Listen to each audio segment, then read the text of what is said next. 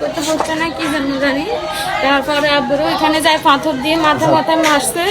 পরে মারি দাঁত ফেলে দিয়ে রক্তাক্ত করে তারপরে ডাস্টবিনের মধ্যে ফেলে দিয়ে চলে গেছে। পরে দোকানের এখানে লোকেরা ওদের তুলি ডাক্তার কাছে নিয়ে গেছে মুস্তাননগর, ওখানে রাখে নাই।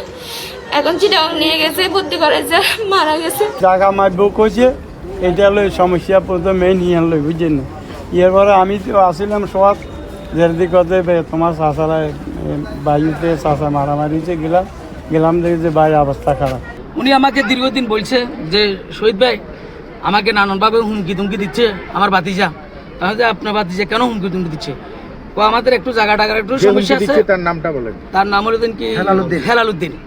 বলছে যে আমার এই হুমকি টুমকি দিচ্ছে এবং আর আপনাদের সাথে আমি প্রোগ্রামে যাই, আমি তো বিএনপি করি দীর্ঘদিন থেকে, উনি আমাদের থেকে সিনিয়র, এই বিএনপি করি, এই জন্য আমাকে হুমকি টুমকি দিচ্ছে, আমাকে মারতে চাইতেছে। তো আমি আমরা ভাতিজা আপনার এই এরকম কিছু হইতো না, তো আপনাকে ধমক দিতেছে আর কি। যে হুমকি দিচ্ছে কি কোনো দলের সাথে ও জড়িত?